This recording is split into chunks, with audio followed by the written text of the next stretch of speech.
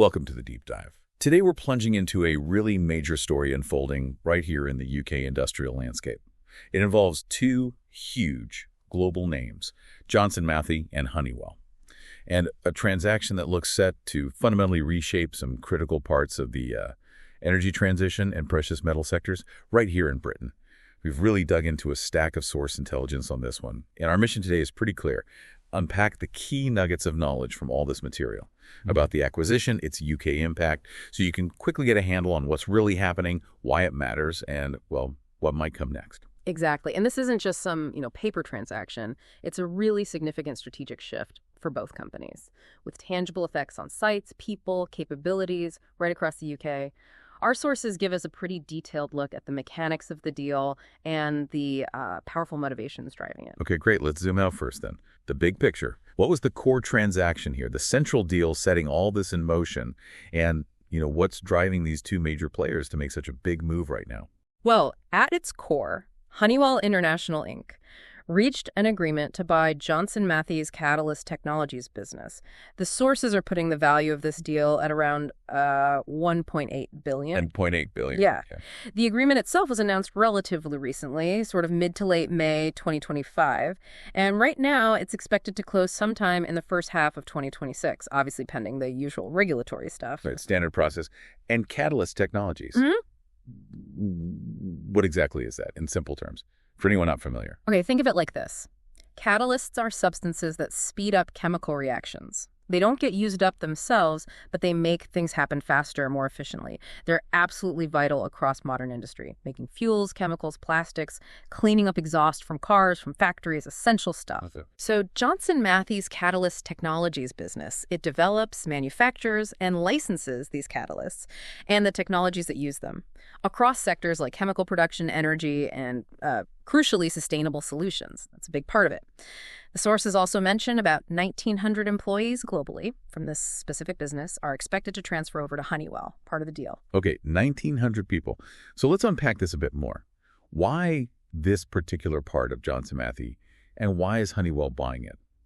What are the big strategic reasons here for each company? This is where it gets really interesting, I think. Yeah, it is. Looking at Honeywell first, their main objective seems crystal clear. It's to significantly bolster their energy and sustainability solutions segment. ESS, they call it. ESS, right. That's the part of Honeywell really focused squarely on the energy transition, sustainable industrial solutions, that whole area. So, by bringing Johnson Matthey's Catalyst Technologies on board, Honeywell wants to become a much more comprehensive provider for lower emission fuels and chemicals. Lower emission fuels, like what specifically are we talking about? Well, things like sustainable aviation fuel, SEF. You hear that a lot. Fuel for planes, but green. Essentially, yeah. Made from non-fossil sources. Also, blue hydrogen. Blue hydrogen. Define that one quickly. Sure. It's hydrogen produced from natural gas, like traditional hydrogen. But crucially, the carbon dioxide produced in the process is captured and stored, hence blue or low carbon. And sustainable methanol, too. Honeywell sees this as a way to really accelerate into these high-growth markets. And an interesting point from the sources is this acquisition immediately gives them a significant UK-based R&D and manufacturing capability right off the bat. Oh, okay. So they're not starting from scratch in the UK. Not at all. They can leverage the acquired business's growth prospects, and the sources mention a pipeline of over 150 sustainable tech projects already underway. Wow. So Honeywell is essentially buying a ready-made engine for growth in the energy transition space, complete with UK assets, people, ongoing projects. That's a good way to put it. Yes. Okay. What about Johnson Matthey then? Why sell what sounds like a pretty core future-facing business? Well, for Johnson Matthey, this sale is a major piece of a much broader strategic transformation, something they actually kicked off back in March 2022. Their stated goal is to become a more focused company, leaner, more agile. So selling Catalyst Technologies lets them concentrate resources, investment on what they've identified as their core strengths moving forward. Which are? Primarily clean air that's still focused on automotive emissions control, catalysts for cars and trucks, and PGM services. PGM, platinum group metals, right? Yeah, exactly. Highly valuable metals. Platinum, palladium, rhodium, critical for catalysts, electronics, and also hydrogen tech. JM has deep roots and, frankly, global leadership in handling these. So they're doubling down on the metals. Very much so. And the divestment, it also aims to fundamentally boost their shareholder value, their financial resilience. The sources explicitly link that 1.8 billion value to their plan to return a massive 1.4 billion directly to shareholders. 1.4 billion back to shareholders. Yeah, and also targeting substantial debt reduction. They've also been on a big efficiency drive across the group. The sources note they hit a 200 million transformation savings target by March 2025. So this fits that pattern. So the picture emerges. Honeywell is expanding aggressively into sustainable tech using JM's assets, while Johnson Matthey is contracting strategically, doubling down on precious metals, emissions control, becoming more financially focused, streamlined. It's two really different paths forward, isn't it? It really is. A fundamental realignment for both, no question. Now let's get specific about the UK impact. When Honeywell bought Catalyst Technologies, they didn't just get patents and a brand name. They acquired key physical assets, capabilities, particularly right here in the UK. What are the big pieces, the locations that are now moving under Honeywell's roof? Okay, the source material is quite specific here. Honeywell gets Johnson Matthey's UK R&D facilities up in Chilton. That's near Billingham on Teesside. It's a long-standing R&D hub. Strong history in syngas and reforming technologies. Syngas, remind us. Yeah, it's basically a mix of hydrogen and carbon monoxide, a fundamental building block used to make various chemicals and fuels. And reforming is just the process of converting fuels, like natural gas, into those simpler components. Got it. So Chilton becomes a Honeywell R&D site. Expected to be key for their sustainable fuels work, yeah. Also in Teesside, they acquired the Stockton-on-Tees Technology Center. Now, this site is specifically highlighted as the development hub for JM's LCH blue hydrogen technology. LCH blue hydrogen. LCH stands for low-carbon hydrogen. It's Johnson Matthey's specific process for making that blue hydrogen we mentioned from natural gas, but capturing the CO2. The Stockton site was also involved in sustainable aviation fuel testing. And Stockton's right in that Teesside industrial cluster, isn't it? Prime location. Absolutely. Looks set to be a vital Honeywell UOP R&D site, strategically located. Okay, R&D covered. What about manufacturing in the UK? They also acquired the facility in Clitheroe, that's in Lancashire, an active catalyst manufacturing site. Clitheroe, okay. And beyond the buildings and equipment, what else comes across? Well, a huge part is the intellectual property, the IP. For patents, know-how? Exactly. Patents, trade secrets, all the technical knowledge. This includes the crucial IP for syngas, for SAF, for that LCH blue hydrogen technology we just discussed, and also for something called Emerald e-methanol technology. Emerald e-methanol, another sustainable fuel tech. Yep. Technology for producing e-methanol. That's synthetic methanol made using captured CO2 and green hydrogen, another low-carbon fuel pathway. And as we noted earlier, those roughly 1,900 global employees transferring. That includes staff at these specific UK locations, Chilton, Stockton, Clitheroe. Right. So bottom line, Honeywell gets a major boost to its physical presence, its R&D horsepower, critical IP, all right here in the UK, especially in those really high-growth sustainable tech areas like blue hydrogen and SAF. They inherit established assets, talent. Quite a package. Absolutely. They're getting an immediate, substantial operational and technical base in the UK, right in their target growth markets. Okay. Meanwhile, Johnson Matthey, they're not packing up and leaving the UK, far from it, but they are refocusing, consolidating. What are the key businesses of the UK assets they've held on to, and what's the strategy now for these remaining parts? Okay, so JM is concentrating its future in the UK around several key areas. First, their clean air business. That's retained, including UK operations. This is still focused on catalysts for controlling vehicle emissions, cars, trucks. While it's staying within JM, the sources do indicate it's still subject to ongoing global efficiency drives. Optimization, they call it. Okay, clean air stays. What else? A major future focus is their PGM services business. Platinum group metals again. Johnson Matthey has really significant capabilities for this in the UK, refining TGMs, recycling them, fabricating things from them. Their key UK sites for this are Royston in Hertfordshire and Brimsdown, that's in Enfield, London. Major hubs. And there's that big new investment happening in PGM refining, right? Heard about that? Yes, that's a key highlight in the source material. JM's major investment in a new UK PGM refinery. It's currently under construction, planned for the Royston area, and targeted to be up and running by the end of their fiscal year 2026-27. State-of-the-art facility is the plan. Big project. Huge. And they're also piloting their high refined technology at the Brimsdown site. Hyrafina, what does that do specifically? Hyrafina is JM's specific tech designed to recycle components from hydrogen technologies. Things like fuel cells, electrolyzers, Okay. components that contain those valuable PGMs. It ties directly into their big push towards PGM circularity, recovering and reusing these valuable metals, less mining, more sustainable. Makes sense. Recycling precious metals. Okay, what else did JM keep? They also retained their hydrogen technologies business, and this is a big... The sources describe its strategy now as significantly rationalized. Rationalized, meaning scaled back, essentially. Cut down. Precisely. That's the sense you get. They still have important UK assets here. The manufacturing plant at Swindon in Wiltshire, and what they call the Royston Gigafactory for PE fuel cell components. PEM. Gigafactory. PEM is proton exchange membrane. It's a core component in fuel cells and electrolyzers, the heart of the technology, really. And Gigafactory just signals it's designed for very high volume manufacturing. In this case, hydrogen components. They invested $80 million in that facility. So they had the assets, but the strategy changed. Massively changed, according to the sources. Significantly reduced investment, a global headcount cut in this division of over 30%. Capital expenditure, so spending on new equipment and facilities, scaled right back to just maintenance levels, keeping things running, not major expansion. And the target for this much leaner hydrogen business: reach operating profit, break even by the end of their fiscal year, 2025-26. Break even. Wow. That's a huge shift from aiming for growth to just trying not to lose money in that area. It signals a significant change in ambition for that part of the business. Okay.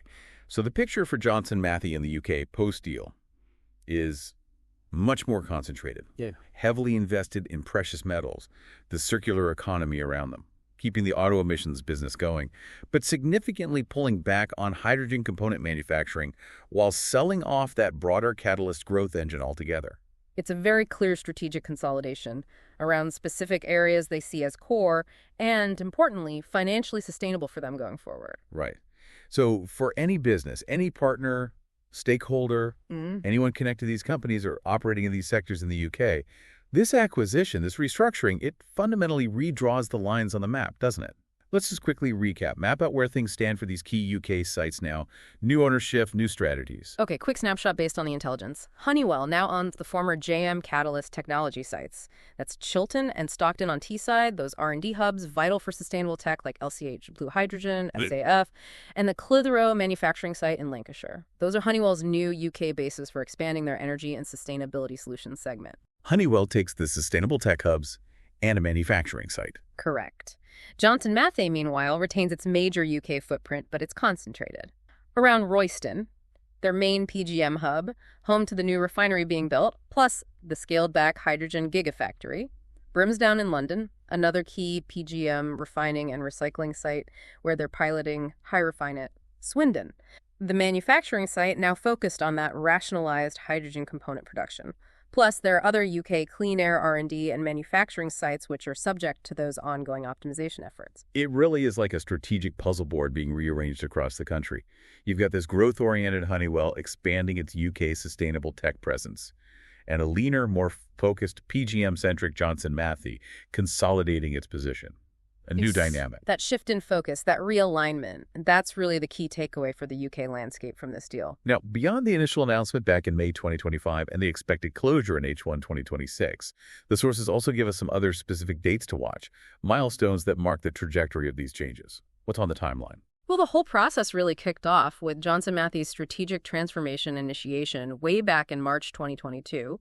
That set the stage for reviewing the portfolio, deciding what to keep, what to sell. Right, that was the starting gun. Exactly. Then the agreement for the Catalyst Technologies divestment with Honeywell was announced May 21st, 22nd, 2025. As we said, the acquisition is expected to close in the first half of 2026. Looking specifically at JM's retained UK businesses, they have some key targets outlined.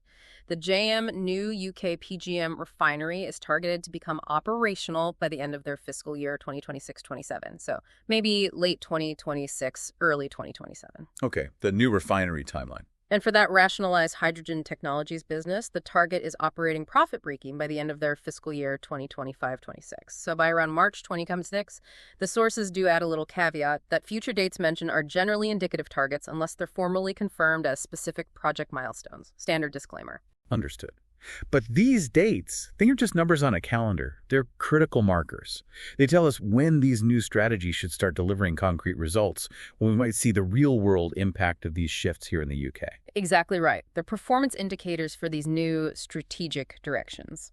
Checkpoints, if you like. Okay, let's talk money. 1.8 billion, that is a massive number. What does this deal mean financially for the health, the strategic capacity of both companies, and especially, how does it impact their UK investments going forward? Yeah, 1.8 billion is definitely significant. The sources highlight it represented a valuation multiple of 13.3 times the acquired business's EBITDA. EBITDA. Remind us. Earnings before interest, taxes, depreciation, and amortization. It's a common way to measure a business's operating profitability, its cash generation potential.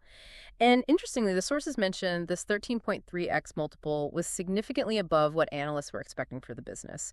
Suggests Honeywell saw some real strategic value there, maybe synergy potential. So Honeywell paid a premium, perhaps? What does getting that 1.8 billion mean for Johnson Matthey's finances? Well, for JM, the expected net cash proceeds after transaction costs and so on are pegged at around 1.6 billion. And a core part of their stated strategy, as we touched on, is to return a huge chunk of that, specifically 1.4 billion, directly back to shareholders. 1.4 billion. That's most of it. It is. It's a major part of their goal to enhance shareholder value. They also want to significantly strengthen their balance sheet, targeting a lower net debt level. Looking forward, their financial targets for the remaining leaner group include achieving sustainable free cash flow. Free cash flow. Basically, the cash a company has left after paying all its operating expenses and its capital investments, like building that new refinery, cash available for debt repayment, dividends, etc., they're aiming for at least 250 million of that per year by fiscal 2027-28. They also anticipate group capital expenditure will reduce after the big PGM refinery investment is done. Oh, and the sources also reported some significant impairment charges, write-downs totaling 134 million in their last fiscal year. 105 million of that was specifically against the UK hydrogen technologies business. Writing down the value. Why? It reflects the revised lower demand forecast for that hydrogen business, essentially acknowledging it wasn't going to be as big or grow as fast as previously hoped, which underpins that whole rationalization strategy. Okay, so JM gets a substantial financial reset, enables big shareholder returns, debt reduction, underpins their leaner focused strategy. How does the money side look for Honeywell? For Honeywell, the acquisition is expected to be accretive to their adjusted earnings per share, or EPS. Accretive meaning? Meaning it should add to their profitability on a per-share basis. Usually expected within the first full year after the deal closes, it's a key financial metric investors look for, showing the deal adds value. And crucially, from a strategic finance perspective, it immediately integrates these high-growth markets into Honeywell's portfolio. Particularly sustainable aviation fuel sources project that market growing at over 30% annually. And blue hydrogen, seen as a potential $100 billion plus market long term. Right. So one company gets financial strength and focus through subtraction. The other gets a high-growth platform through addition. And this financial repositioning clearly dictates where they can and likely will invest in their respective UK assets going forward. Sets the scene. Precisely. It really frames the investment landscape for their UK operations from here on out. Okay. So if you're listening to this and you're a business, maybe a supplier, a potential partner, maybe even part of a community near one of these sites here in the UK. These big corporate shifts aren't just abstract headlines in the news. They bring real-world risks, but also real opportunities. What does the source material flag up for people, for businesses, navigating this change? Yeah, the sources are quite direct about the implications for UK stakeholders. On the risk side, first off, there's potential for disruption during the integration process. That's pretty standard with big acquisitions. Bringing those acquired JM Catalyst Tech UK sites, Chilton, Stockton, Clitheroe, into Honeywell's large global structure. Well, it could temporarily affect things. Existing supply agreements you might have had, project timelines, ongoing R&D collaborations. There could be bumps as Honeywell integrates. Integration takes time, can cause ripples. Makes sense. What else? Another risk highlighted is uncertainty over long-term site plans. For both the sites Honeywell acquired and for Johnson Matthey's remaining restructured UK sites, the precise long-term operational footprint, future investment levels beyond currently announced projects. Right. That's not all fully public yet. So if your business relies heavily on one of these locations, that lack of long-term visibility can make your own planning tricky. Yeah, future uncertainty is always a risk. Yeah. Anything else? Finally, thinking about Johnson Matthey specifically, their sharpened strategic focus and those ongoing cost-cutting drives. In the remaining businesses, clean air, PGM services, the scaled-back hydrogen tech, it could lead to them consolidating or streamlining their UK supplier base. Smaller suppliers, or those considered non-core to JM's tighter focus, might find their existing relationships impacted if they don't align perfectly with those narrower priorities. Need to prove their value to the new JM. Okay, so potential disruption, uncertainty about site futures, and maybe supplier consolidation at JM.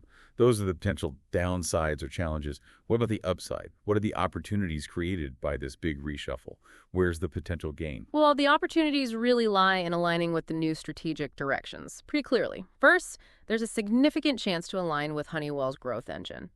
If your business can support the integration and, more importantly, the expansion of those sustainable technologies, SAF, blue hydrogen, sustainable methanol, at those former JM sites in Chilton, Stockton, Clitheroe, that aligns directly with Honeywell's global ESS strategy. That could open doors to substantial new business, supporting Honeywell's growth ambitions in the UK. So get on board with Honeywell's green tech push. Okay. What about opportunities with the reshaped Johnson Matthey? Definitely opportunities there too, but they're different. It's about engaging with JM's refined core focus, that major investment in the new UK PGM refinery at Royston. That's a clear area for potential involvement. Engineering, construction, equipment supply, related services, big project, lots of potential need. Right, supporting the refinery build. Exactly. Also, opportunities in supporting their PGM circularity efforts, the recycling tech like HyRefine, engaging in niche applications within their clean air business, and potentially supplying components or services for the focused hydrogen technologies business at sites like Royston and Swindon, provided your offering fits within that much tighter, rationalized scope. It has to align with breaking JM hydrogen, not growth JM hydrogen. So more targeted opportunities with JM fitting their narrower focus. Precisely. And the overarching advice really coming through from the sources for any business involved is proactive engagement. You absolutely need to assess how your offerings, your services align with the new refined strategies of both Honeywell and Johnson Matthey and position yourself accordingly. Don't wait to be asked. That's a clear message. This change demands attention. It demands adaptation. Staying informed, actively thinking about how you fit into the new picture, and reaching out. That's essential to navigate this successfully. Yeah, you definitely can't just operate on autopilot if you're connected to either of these businesses right now. Things have changed. Now, these companies, they don't operate in a vacuum, do they?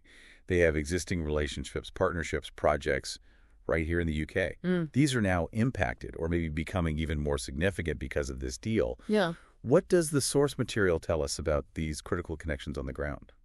Yeah, the sources highlight some really significant relationships, ones that underscore the practical, real-world impact of this transaction in the UK.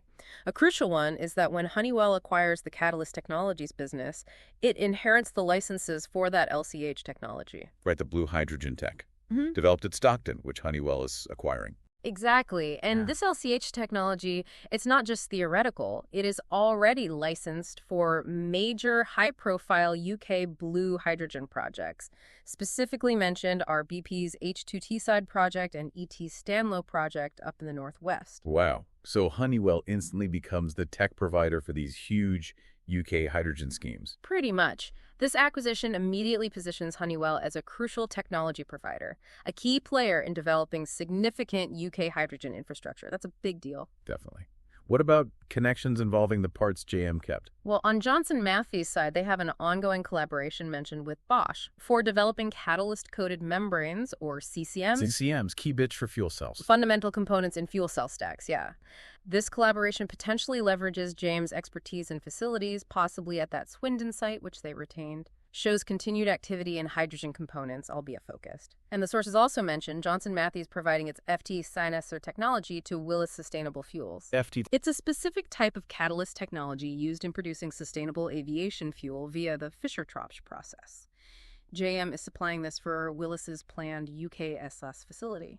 So even though the main SAF expertise might have gone with Catalyst Technologies to Honeywell, JM still retains and is deploying some specific SAF tech capabilities. It seems so. It shows their continued, albeit perhaps more targeted, involvement in the UK sustainable fuel space outside of that main divested arm. These examples really bring it home, don't they? The technologies, the strategies we've been discussing, They aren't just corporate plans on slides. They are tied into actual significant UK industrial projects, reshaping the country's energy future. And now those connections are either shifting under new ownership with Honeywell or becoming even more central to JM's leaner strategy. Yeah, they really illustrate the tangible impact on the ground. For the UK's energy transition, for the whole industrial landscape here, it's happening now. Okay, so let's try and wrap this up. We've taken a pretty deep dive into the intelligence surrounding this major Johnson Matthey-Honeywell transaction. We've seen how Johnson Matthey is strategically transforming, becoming a leaner, more focused company centered on PGMs and clean air here in the UK, leveraging that big cash return, cutting debt, and at the same time, Honeywell is significantly expanding its UK footprint, its capabilities, especially in those high-growth sustainable technologies like SA and blue hydrogen, by acquiring JM's Catalyst Technologies arm, inheriting key UK R&D sites, manufacturing, IP, people. Absolutely. The sources make it really clear this deal fundamentally reshapes the UK industrial landscape. It presents specific challenges, particularly during that integration period for Honeywell and the adjustment for JM, but also significant opportunities for those stakeholders, businesses, partners, communities who really assess how they align with and proactively engage with the new refined strategic directions of both companies. Adaptation, forward thinking, that's the device coming through loud and clear. Okay, let's leave you, our listeners, with this final thought to mull over. Something that pulls these threads together. This deal moves key UK sustainable technology assets and expertise, things like that. LCH, a blue hydrogen tech licensed for major UK projects, advanced SFA capabilities. It moves them from a company, Johnson Matthey, that was undergoing significant rationalization, cost-cutting in those areas, into the hands of a global giant, Honeywell, that is explicitly doubling down, investing heavily in the energy transition as a core growth strategy. So the question is, what does this shift in ownership, this shift in strategic priority, mean for the pace of sustainable industrial development here in the UK over the next few years? Will having these assets under Honeywell's focused, growth-oriented banner accelerate progress? Or are there complexities in integration, different corporate cultures that might actually slow things down initially before speeding up? What happens to the momentum? That's a really compelling question, and one that I think anyone involved in the UK's industrial and energy future will be watching very, very closely indeed. Absolutely. Well, thanks for joining us for this deep dive today. We really hope unpacking these sources has given you a much clearer picture of this complex and, frankly, very important development happening right now in the UK industrial sector.